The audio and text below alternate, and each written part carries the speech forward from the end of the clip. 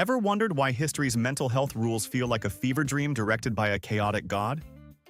If you think modern life is stressful, wait until you see the legal hoops our ancestors jumped through just to stay out of a padded cell, or the baffling laws they faced once inside. Today, we're dissecting 50 of the most absurd, chilling, and hilarious regulations regarding asylums. Prepare to realize that the people running these institutions were often weirder than the patients. 1. In a mid-century Canadian sanitarium, there was a legal mandate for chromatic feeding, where patients were served food that matched the color of their ward's walls. If you lived in the blue ward, you ate a lot of blueberries and dyed potatoes. The yellow ward got corn and lemons. The theory was that visual and gustatory harmony would soothe a fractured mind. In reality, it just led to a lot of malnourished people who were sick of the color orange. If you had to eat only one color for a month to fix your brain, which one would you choose? 2. In a 1920s California sanitarium, a surreal regulation mandated that patients must commune with a specific tree for 30 minutes every afternoon. The law required staff to assign each person their own botanical partner to encourage a sense of responsibility. If someone was caught at the wrong oak or, heaven forbid, neglecting their willow, it was documented as a social failure. This turned the hospital grounds into a silent, forced interaction with nature, where the legal system literally prioritized photosynthesis over human connection. It's a bizarrely tragic example of how therapy was often just a series of arbitrary hoops to jump through. 3. For a long time in several U.S. states, being an habitual drunkard wasn't just a social faux pas. It was a legal ticket to a forced stay in a sanitarium. The law allowed family members to lock you up if they decided your love for the bottle was inconvenient to the family estate. You weren't necessarily getting medical help. You were just being shelved so you wouldn't spend the inheritance on gin. It's a fascinating look at how the law used mental health as a polite euphemism for stop embarrassing us at the country club. 4. In the mid-1900s, some private sanitariums had strict regulations requiring patients to dress in full formal attire for dinner, regardless of their mental state. You could be convinced that the walls were whispering secrets about the moon, but heaven forbid you showed up to the dining hall without a tuxedo or a silk gown. The logic was that acting civilized would eventually make you civilized. It's the fake-it-till-you-make-it philosophy, but with more Thorazine and velvet. Is looking sharp actually the cure for madness, or just a way to make the tragedy look more aesthetic? 5. There was a bizarre legal precedent in early New York asylums where patients were forbidden from writing letters to anyone except government officials. If you wanted to tell your mom you missed her, the letter was burned. If you wanted to complain to the governor about the cold soup, that was your legal right. They essentially created a system where your only outlet for frustration was a politician who definitely wasn't reading his mail. It was a clever way to ensure that the only people hearing about asylum conditions were the people most likely to ignore them. 6. In some 19th century European jurisdictions, a man could be committed to a sanitarium for overstudying or excessive reading. The legal theory was that the brain had a limited amount of vital energy, and using too much of it on books would cause the organ to overheat and snap. It's the only time in history where being a nerd was a legitimate medical emergency. Imagine getting a court order to stop reading because you're too smart for your own good. 7. One of the most terrifyingly vague laws in history allowed for the commitment of individuals based on religious excitement.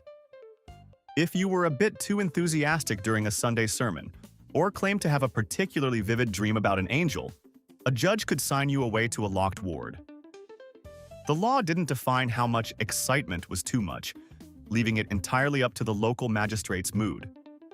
It turned faith into a legal minefield where one loud hallelujah could result in a 10-year stay in a room with no door handles. 8. In early Ohio sanitariums, there was a rule that patients had to participate in agricultural therapy, which was just a fancy legal term for unpaid farm labor. The law stated that the fresh air and hard work would clear the mind, but conveniently, the crops grown by the patients were sold to fund the asylum's operations. It was a brilliant, albeit ethically bankrupt business model. Lock people up for being unfit for society, and then force them to be the backbone of the local economy. It's amazing what you can get away with when you call it medicine. 9. There was once a regulation in a Massachusetts asylum that forbade patients from playing any musical instruments that were too loud or melancholic. Violating the harmony rule could lead to solitary confinement. Apparently, the doctors believed that a minor key could trigger a mass depressive episode, so only upbeat, jaunty tunes were permitted. It's hard to imagine getting cured when you're legally barred from expressing sadness. 10. In the early 20th century, some private asylums had a no-exit clause in their contracts that allowed them to keep patients indefinitely if the doctors deemed their moral character still lacking. Even if the original symptoms were gone, if you weren't polite enough or didn't show proper gratitude to the staff, you stayed behind bars.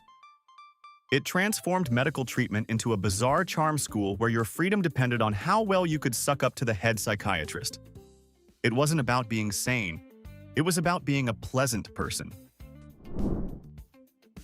11. A strange olfactory law in an 1880s French clinic mandated that patients must sniff a piece of dried lavender every time they felt an unauthorized emotion, like anger or excitement. The law stated that the scent acted as a chemical reset for the soul. Failure to carry your sniffing sachet was a punishable offense that could result in the loss of dessert privileges. It's a whimsical, yet deeply controlling way to police how a person feels. If every time you got mad, someone shoved a flower under your nose, would you calm down or just get even angrier at the flowers? 12. During the 1930s, a strange philatelic prohibition in several private European sanitariums made it illegal for patients to collect postage stamps. The legal justification claimed that the act of organizing small, adhesive squares encouraged miniature obsession and delusional hoarding. Staff were required to steam open incoming mail to ensure no forbidden stamps were being smuggled into the wards. It's a fascinatingly petty look at how the law tried to micromanage even the smallest hobbies under the guise of mental order. They essentially turned a harmless, quiet pastime into a contraband activity. 13. Old charters in several New England private hospitals required wealthy residents to bring a personal servant with them for the duration of their stay. The law saw no issue with this. Losing your mental health didn't mean you should have to polish your own silver shoe buckles.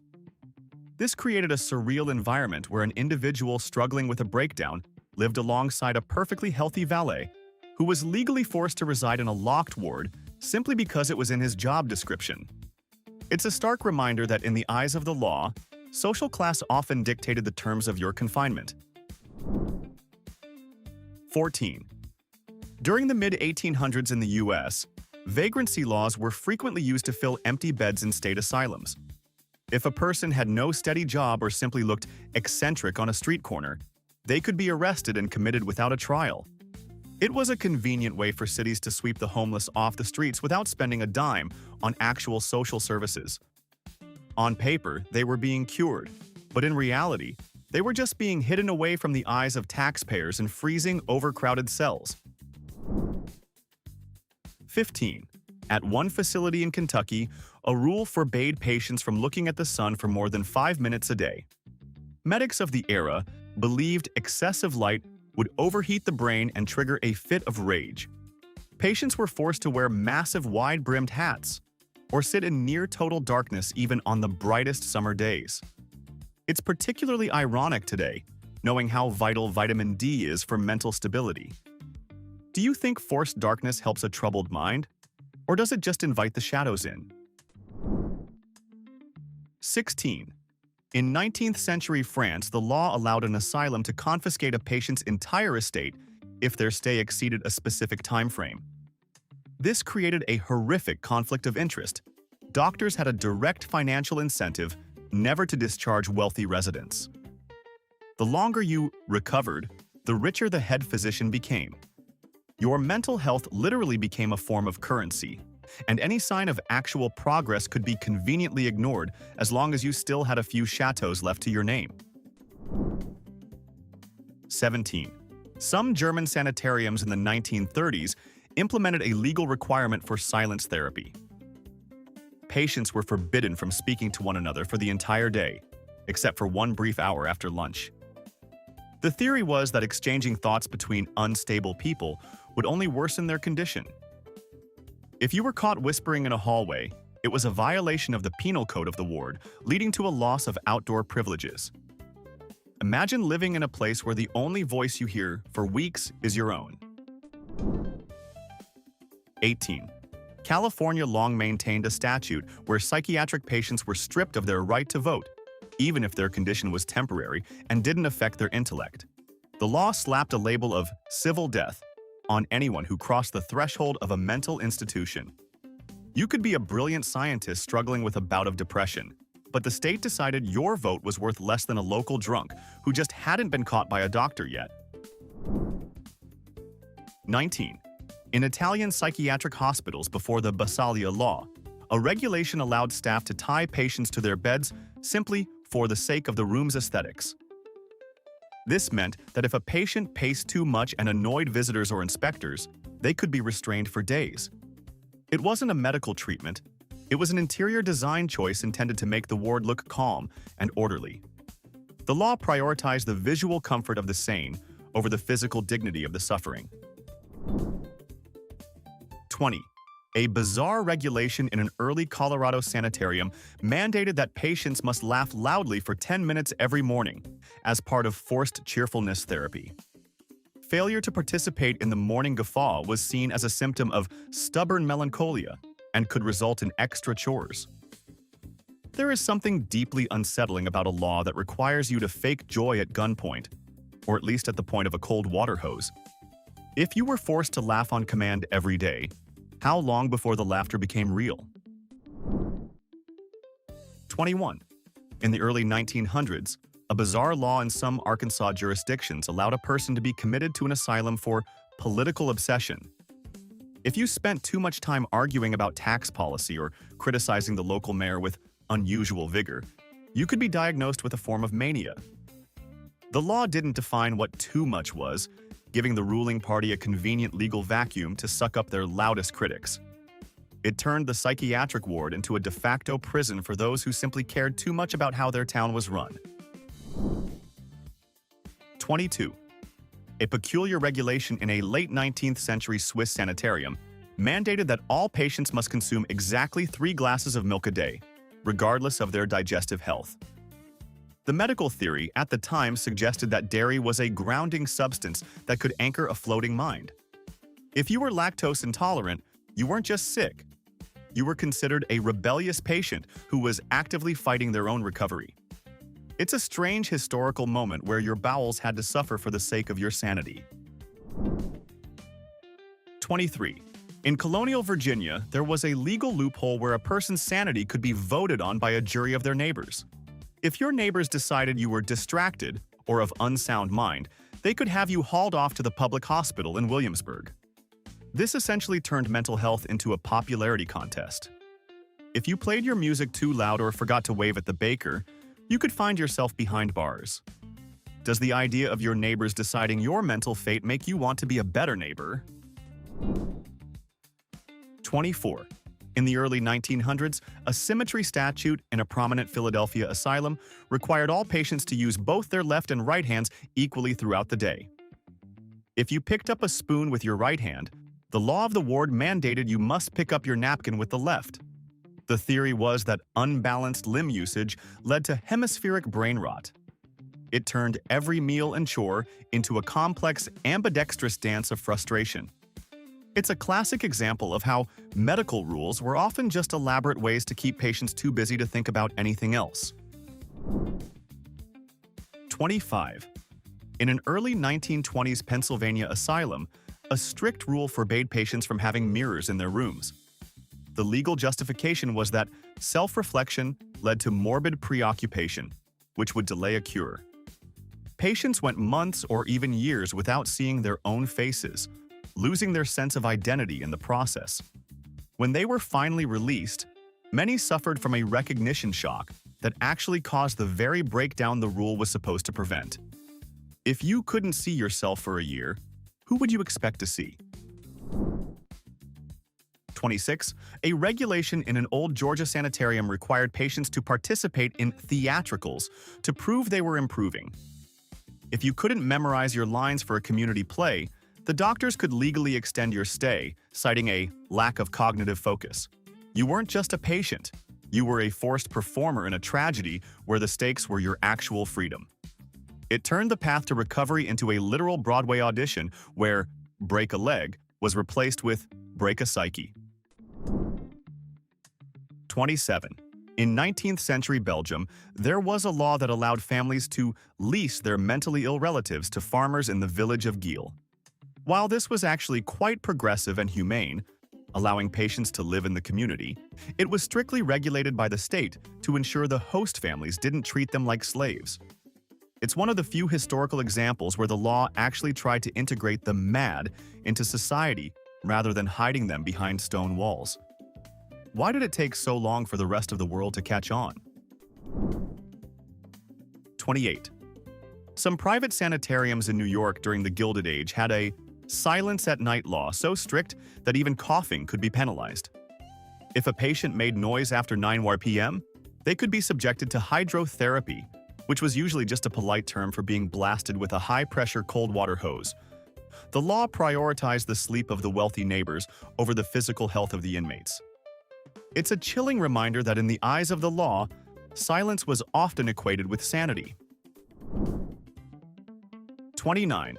In early 20th century Illinois, a law required that any person committed to an asylum must have their head shaved upon entry. This wasn't for hygiene. It was a symbolic stripping of the old self to prepare for moral reconstruction. By legally mandating the loss of hair, the state effectively removed a person's last shred of individuality before they even spoke to a doctor. It was a psychological branding that told the patient they were no longer a person, but a project. 30. An old regulation in a Spanish psychiatric ward forbade patients from speaking any language other than the official state dialect. If an immigrant or a speaker of a regional tongue was committed, they were legally barred from using their native language, even in prayer. The doctors believed that foreign tongues masked delusional thoughts. This created a nightmare where people were punished simply because their doctors were too lazy or too prejudiced to understand them. Is a doctor truly helping you if they refuse to hear your voice? 31. In the late 1800s, several jurisdictions in the American South had a legal provision for religious monomania. This allowed authorities to commit anyone who became dangerously obsessed with a single theological idea to an asylum. If you spent your days standing on a soapbox shouting about the end of the world, the law didn't see a prophet, it saw a patient. It's a fascinating legal gray area where the line between a devoted believer and a certified madman was drawn by a judge who probably just wanted some peace and quiet on his way to lunch. 32. An obscure 1940s regulation in a New Mexico facility forbade patients from naming the clouds. The doctors believed that projecting imagery onto random vapor encouraged hallucinatory tendencies and excessive daydreaming. If a nurse overheard you pointing out a cloud that looked like a rabbit, it was documented as a relapse into symbolic delusion. The law essentially criminalized the most basic human instinct for imagination. If you were legally barred from seeing shapes in the sky, would the world start to look more like a prison or just a very empty blue room? 33. In Victorian-era Scotland, a peculiar legal requirement stated that anyone being transported to a mental facility had to be moved in a vehicle with blackened windows. The law wasn't designed to protect the privacy of the patient, but rather the delicacy of the public, ensuring that no one had to make eye contact with a person in distress on their way to the market. It effectively turned a medical transport into a rolling box of isolation, stripping away a person's last glimpse of the world before the gates shut. It's a grim example of a society choosing its own comfort over human dignity. 34. During the 1940s in some Midwestern states, a legal loophole allowed sanitariums to censor all incoming newspapers and magazines. Staff were required to cut out any stories involving crime, tragedy, or subversive politics before handing the paper to a patient. The goal was to create a bubble of tranquility, but it resulted in inmates living in a fictional world where nothing bad ever happened. You could be locked up for years and have no idea that a world war had started or ended. Imagine waking up in 1945 and realizing the world had changed while you were reading sanitized news. 35. An old statute in a Maryland asylum forbade patients from wearing their own shoes, mandating instead that they wear soft, felt slippers at all times. The legal justification was safety, but the practical effect was that no one could run away across the gravel driveway without bruising their feet. It was a clever, low-tech way to turn a hospital into a prison without building higher walls. By controlling what was on a person's feet, the state controlled exactly how far they could go. If you were trapped in slippers, would you still try to make a run for it? 36. In early 20th century Connecticut, the law allowed for preventative commitment of individuals who showed signs of future instability. This meant you didn't even have to have a breakdown to be locked up. A doctor just had to testify that you looked like the type of person who might have one eventually. It was essentially Minority Report, but for mental health, where the crime was a potential future sadness. It's a terrifying example of how the law can be used to punish people for things they haven't even done yet. 37. A strange regulation in a private London clinic during the 1920s required patients to eat their meals in total silence, punctuated only by educational readings from the head nurse.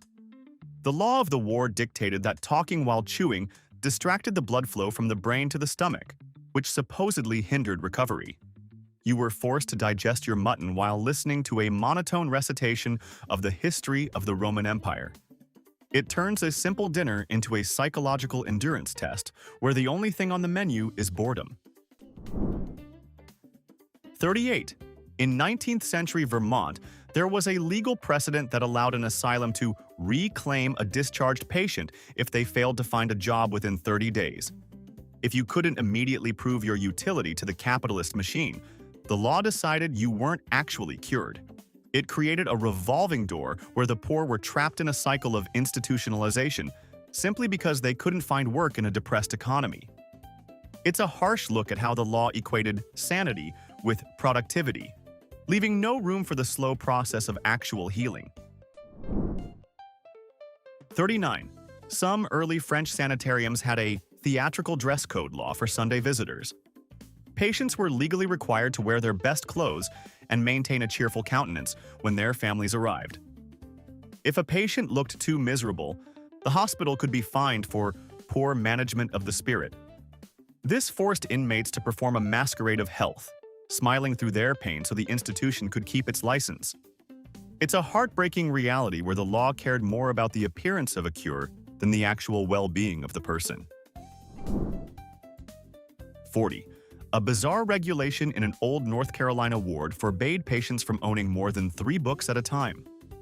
The legal theory was that intellectual clutter mirrored mental clutter, and therefore a tidy shelf led to a tidy mind.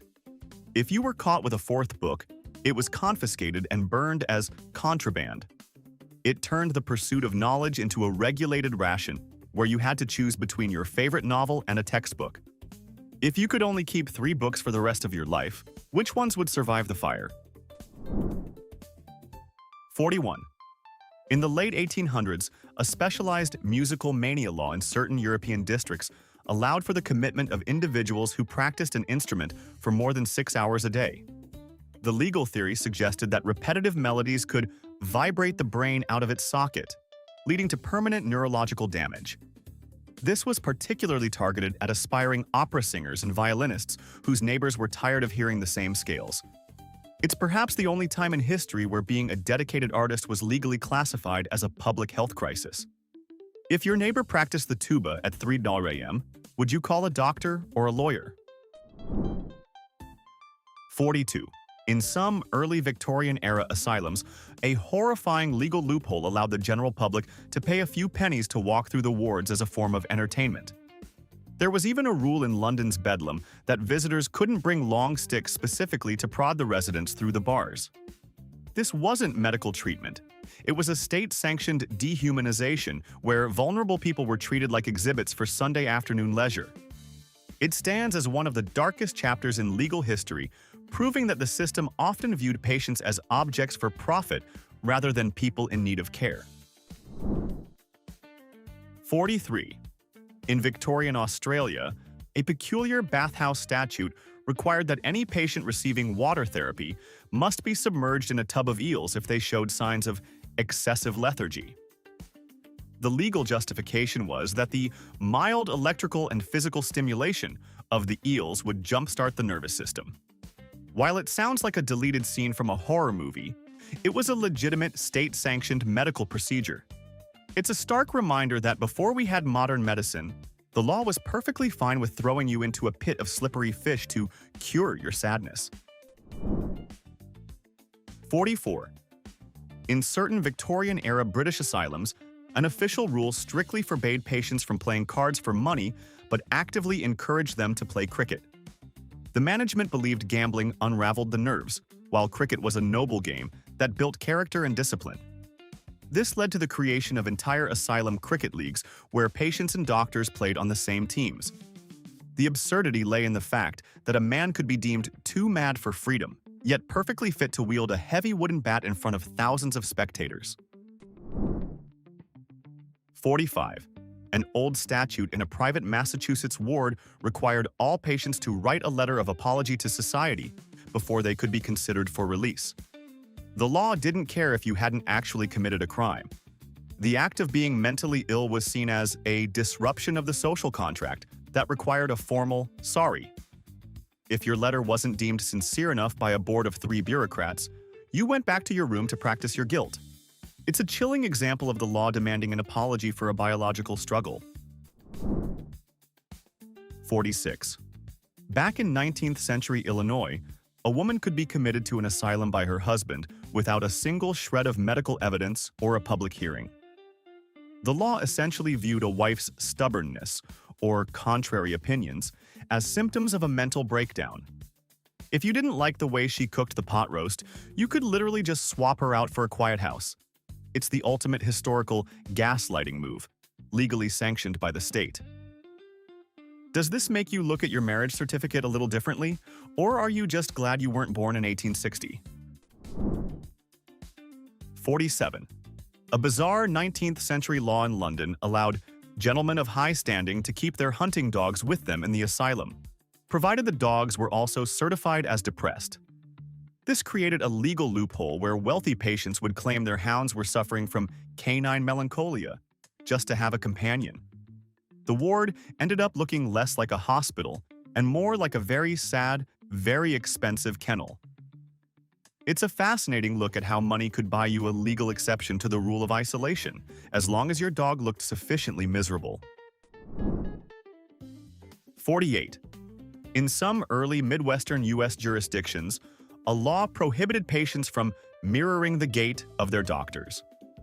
If a patient started walking like the head psychiatrist, it was legally classified as mockery-induced mania and punished with a week of silence. The law was designed to protect the dignity and authority of the medical staff, who didn't appreciate being parodied by the people they were supposed to be saving. It turns a simple walk down the hallway into a minefield of potential insults. Have you ever realized how much power a simple walk actually carries? 49. An obscure regulation in a 1930s Georgia ward mandated that patients must relearn the alphabet backwards as a test of their recovery. The law stated that if you could recite Z to A without a stutter, your cognitive faculties were officially reintegrated. It's an oddly specific hurdle that most perfectly sane people today would probably fail after a long day at work. It turned the exit interview into a high-stakes spelling bee, where a single slip-up at Q could cost you another 6 months of institutionalized living. We've dissected 49 points of pure madness, but before our final reveal, it's time for the final verdict. The award for the most absurd rule goes to point 43, the Australian eel bath. Imagine a state-sanctioned cure that involves being tossed into a tub of slimy, writhing electric fish to jumpstart your joy. It's the perfect blend of nightmare fuel and bureaucratic insanity. Do you agree, or did the alphabet backwards test feel more devious? Let us know in the comments. 50. Finally, we reach the most baffling one, the law of the invisible guest. In a 19th century French asylum, a regulation required that at every dinner table, one chair must remain empty for the spirit of reason. Patients were forbidden from sitting in it or placing their bread on it. If a patient spoke to the empty chair, they were considered too far gone. But if they ignored it entirely, they were disrespectful to the cure. It was a legal trap designed to keep people in a state of perpetual uncertainty. Who knew that a piece of furniture could hold so much power over a human life?